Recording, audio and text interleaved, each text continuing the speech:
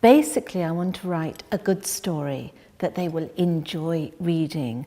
I try right from the start to have the story that will suck them in and make them really reluctant to put the book down. So I want to write a good story. I want them to find it amusing, and yet I also want sometimes to worry them, disconcert them, even sometimes make them cry, as long as I can manage to have a happy ending by the end. And then also, because I tend to write about children with problems, going through quite difficult times in their lives, I hope that if any of my readers are going through similar problems, that the book will be a comfort to them and make them feel that they're not alone, that other people experience these things too.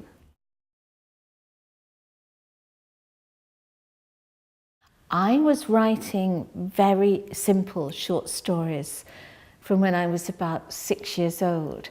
I mean, they only were a few sentences in length and probably ridiculous, but I was quite serious. I knew I wanted to be a writer right from that age. All the way through my school days, I wrote a lot at school, and at the weekends I would like to buy pretty notebooks and write my stories there. I frequently didn't finish my stories, and I always try and comfort children who say they want to be writers, but then after 3 pages they give up, because that's exactly what I did too. I just don't think you have the stamina to go on page after page when you're very young. But I was always quite focused. I knew I wanted to write. I didn't necessarily think I would ever be lucky enough to get published, though that was my dearest ambition. But it was just something that was compulsive.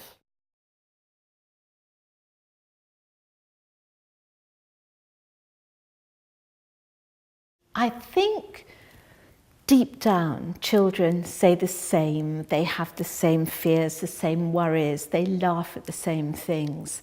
But times have changed, and over the last 30 years, I think children are expected in some ways to become much more sophisticated. They are more knowing, as you said, less innocent. However, they're not as independent, in that nowadays most children rely on parents to take them out for their after-school activities, and parents organise their children's social life.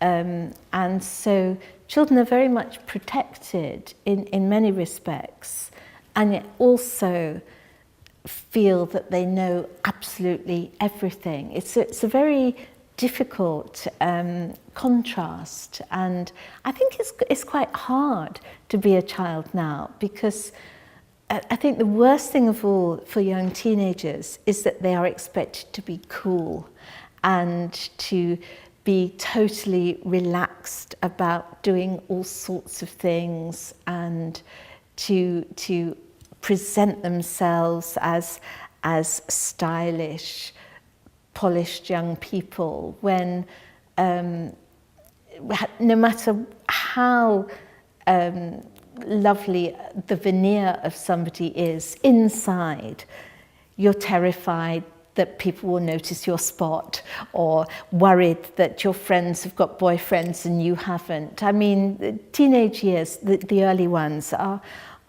pretty awful in many respects, and yet also they're the most exciting time of your life too.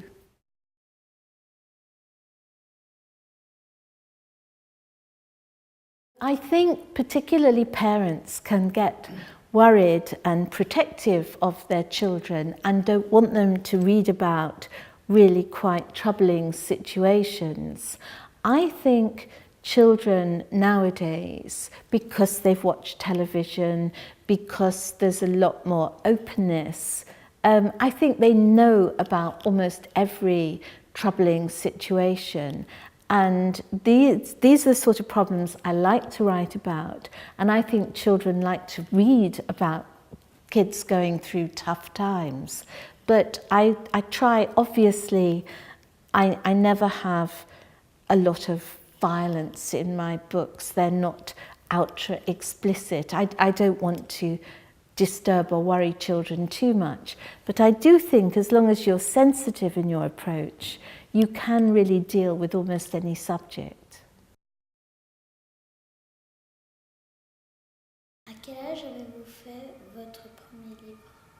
I had my first short story published when I was 17, and then I wrote about 3 books, but they didn't get published. They weren't good enough.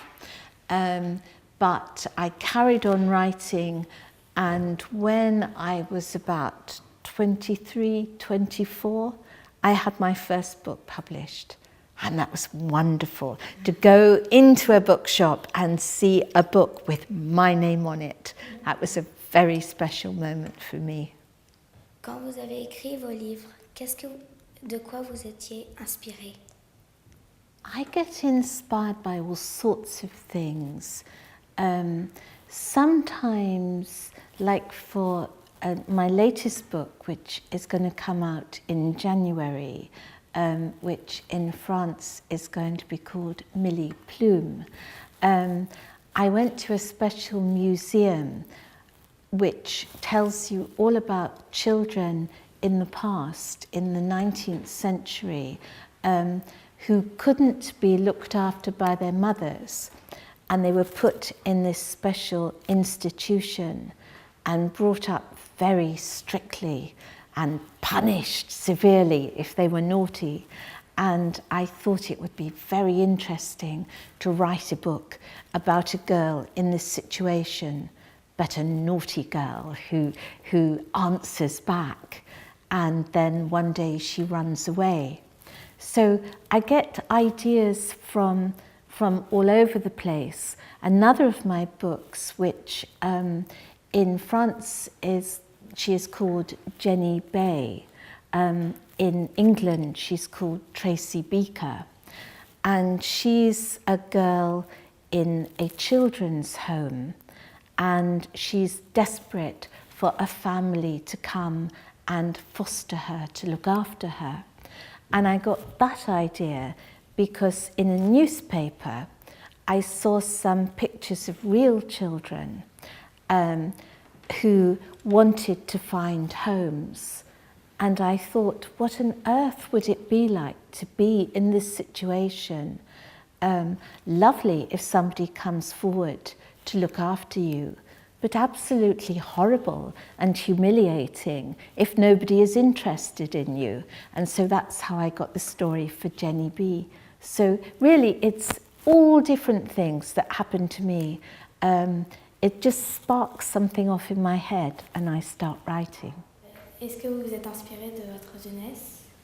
Not really, because lots and lots of children think I base all my books on my own personal experience. But nearly all the children in my books lead very sad lives. So I would have had to have had the worst childhood ever if all these things happened to me. I led a very ordinary life with a mum, a dad, had some friends at school. Nothing bad really happened to me, but I was an only child. I didn't have brothers or sisters, and so I was by myself a lot of the time. And so I lived in a world of my imagination and made things up. And that's what I do now. I still make things up. Dans la plupart de vos livres, les jeunes qui ont un âge assez bas sont confrontés à des problèmes assez difficiles. Est-ce que c'est votre intention en fait de faire sauter certains tabous? Not exactly, but I do feel that there are all sorts of subjects that teenagers want to read about, and there aren't many books that deal with quite controversial things.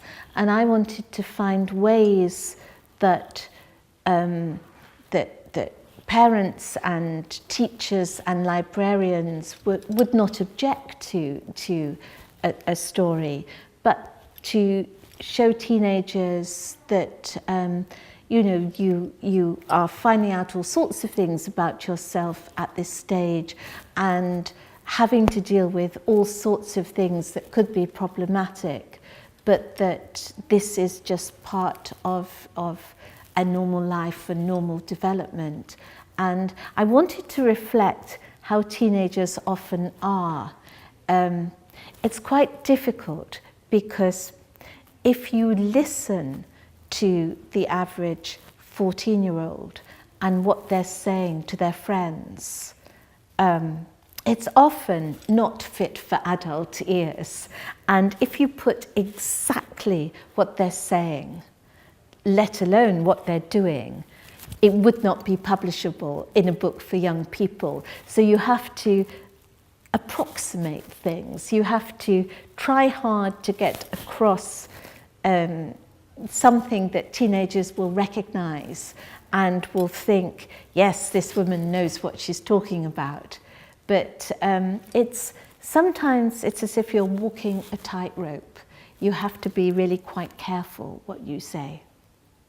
Avez-vous des conseils à donner pour les jeunes enfants qui voudraient commencer à écrire des livres? I think it's a good idea to read lots and lots, simply because it shows you just how books work and enriches your imagination and increases your vocabulary. And I also think keeping a diary, a daily diary, is a good idea. And I also try and encourage children, when they're writing just for themselves, that writing should be fun. And you don't have to plan everything out beforehand. You can just write whatever you want. And if you get tired of writing a story, you don't have to finish it. You can just start a new one.